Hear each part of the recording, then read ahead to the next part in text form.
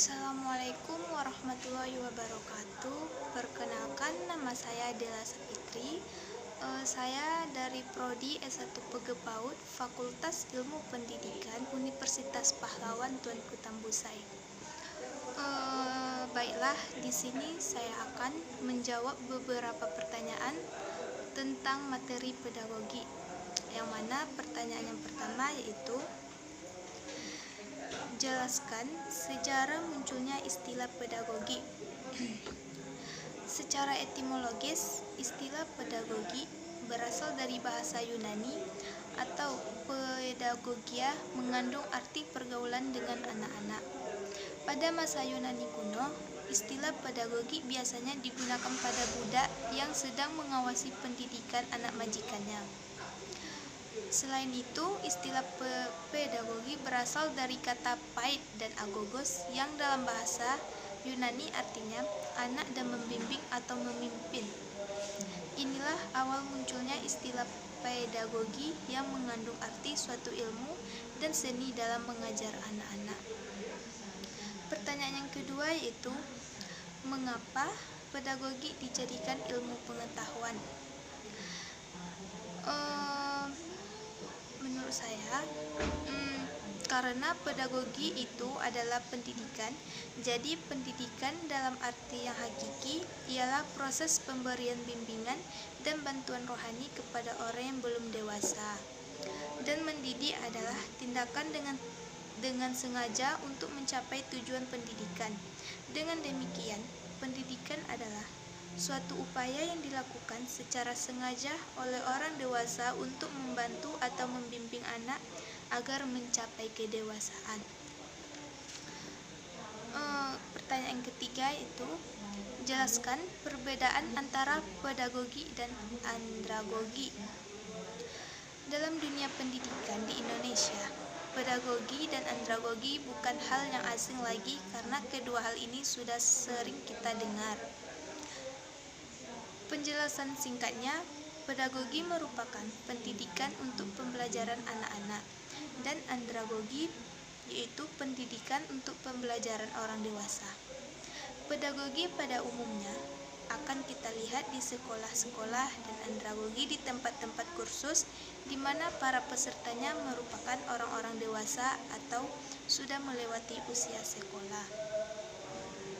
Pertanyaan yang keempat yaitu, apa itu kompetensi pedagogi dan kompetensi kepribadian yang harus dipelajari oleh calon guru dan guru? Yang pertama, kompetensi pedagogi yaitu kemampuan seorang guru dalam memahami peserta didik, perancangan dan pelaksanaan pembelajaran, pengembangan peserta didik, dan evaluasi hasil belajar peserta didik untuk mengaktualisasi potensi yang mereka miliki. Kompetensi guru yang pertama adalah potensi kepribadian. Kompetensi kepribadian adalah kemampuan personal yang dapat mencerminkan kepribadian seseorang yang dewasa, arif, dan berwibawa, mantap, stabil, berakhlak mulia, serta dapat menjadi teladan yang baik bagi peserta didik. Pertanyaan yang kelima yaitu, bagaimana interaksi yang bagus antara pendidik dan peserta didik, interaksi orang tua dengan anak untuk mendidik, kemukakan pendapatmu beserta contoh. Di sini saya akan menjelaskannya. Interaksi yang bagus antara pendidik dan peserta didik yaitu, awali pertemuan yang baik, mengetahui minat dan karakter siswa, melakukan tanya jawab, berdiskusi, gunakan bahasa yang baik, membangun kekompakan di dalam kelas tersebut.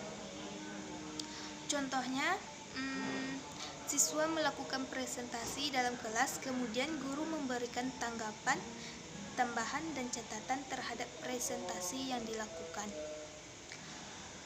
Interaksi yang bagus antara orang tua dengan anak yaitu selalu menyempatkan untuk berinteraksi dengan anak, menjadi contoh baik agar si kecil mengikutinya. Ajarkan si kecil untuk bisa menghargai sesuatu dan selalu bersyukur, dan berikan penghargaan setiap si kecil berhasil melakukan sesuatu. Dorong anak untuk mengambil mengambil risiko, dan mengalami kegagalan. Contohnya yaitu ibu yang sedang menasehati anak-anaknya, ayah yang sedang memberi contoh melakukan sesuatu untuk anak-anaknya.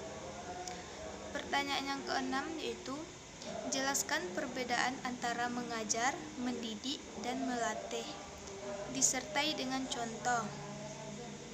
Mengajar yaitu berupa bahan ajar dalam bentuk ilmu pengetahuan.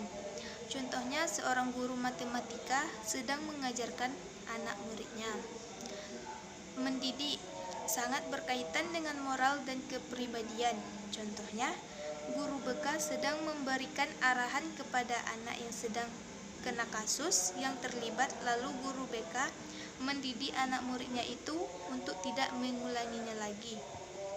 Melatih, bila ditinjau dari segi isi, adalah berupa keterampilan. Bila ditinjau dari prosesnya, melatih menjadi contoh dan teladan dalam hal moral dan kepribadian. Contohnya, melatih anak untuk rajin menabung sejak dini adalah hal penting. Orang tua bisa melatih dengan cara, jika anak-anak ingin mendapatkan mainan baru, mereka harus menabung.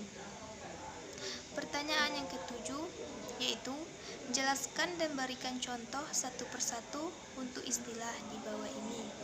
Yang pertama yaitu kemampuan kognitif.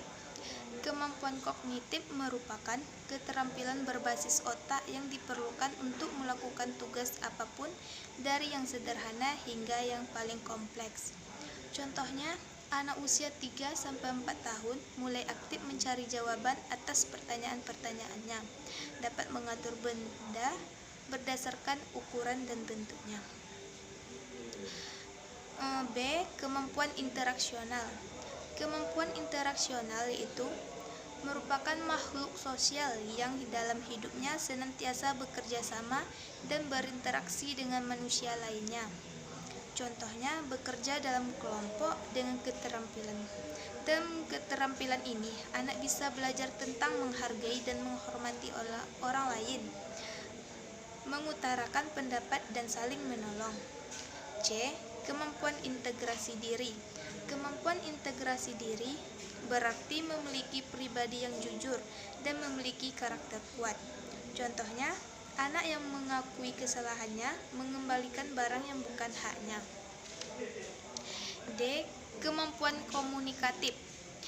Kemampuan komunikatif adalah pertukaran informasi, ide, perasaan yang menghasilkan perubahan sikap sehingga terjalin sebuah hubungan baik antara pemberi pesan dan penerima pesan. Contohnya, kita seorang guru harus memberikan mereka waktu untuk merespon perkataan yang kita ucapkan supaya anak itu bisa memahami dan memproses dengan baik apa yang kita katakan tadi. Pertanyaan yang ke-8 yaitu, jelaskan tahapan perkembangan anak atau peserta didik berdasarkan pendapat para ahli ataupun menurut ajaran Islam. Di sini saya akan menjelaskan tahapan perkembangan anak menurut para ahli.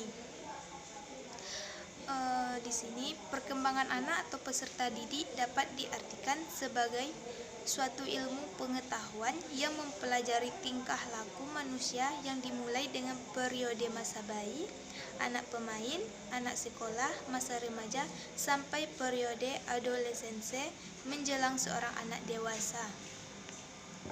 Pertanyaan yang ke-9 yaitu, mengapa tiap anak mempunyai tingkat kecerdasan yang berbeda-beda? Jelaskan kecerdasan yang mana yang harus diketahui oleh pendidik ketika menangani peserta didik. Jawabannya yaitu, karena kemampuan atau kecerdasan sang anak bisa saja dari faktor keturunan. Sesuai dengan pendapat Binet bahwa inteligensi adalah kemampuan yang didapat melalui keturunan. Kemampuan yang dimiliki dan diwarisi sejak lahir dan tidak terlalu dipengaruhi oleh keturunan. Jadi, intinya di sini, peran guru sangat berpengaruh terhadap perkembangan yang peserta didik sesuai tujuan pendidikan. Namun, tidak semua peserta didik bisa mencapai perkembangan sesuai apa yang diharapkan. Hal ini mendorong guru untuk melakukan bimbingan belajar secara berkala kepada peserta didik dan menciptakan situasi belajar sehingga peserta didik dapat meningkatkan pengembangan kognitif, efektif, dan fisikomotor. Ataupun bisa mengembangkan kemampuan bakat dan minat peserta didik. Pertanyaan yang terakhir yaitu, mengapa kasih sayang tanggung jawab perlu diberikan contoh ke anak didik dan pendidik juga perlu memiliki kewibawaan bahkan tanggung jawab atas peserta didik? Jawabannya yaitu, karena begitu penting peran kasih sayang dalam pengembangan ruh dan keseimbangan jiwa anak-anak. Teguh tidaknya pendirian dan kebaikan perilaku seorang anak bergantung banyak sejauh mana kasih sayang yang diterimanya selama masa pendidikan. Dan pendidik juga perlu memiliki kewibawaan dan tanggung jawab atas peserta didik. Karena kewibawaan merupakan peranan penting dalam usaha menentukan dan merumuskan tujuan hakiki dan arti pendidikan. Sedangkan kewibawaan memiliki fungsi yaitu membawa anak ke arah pertumbuhannya yang kemudian dengan sendirinya mengakui wibawa orang lain dan mau menjalaninya. Itulah jawaban dari saya. Apabila ada kesalahan, saya mohon maaf. Wassalamualaikum warahmatullahi wabarakatuh.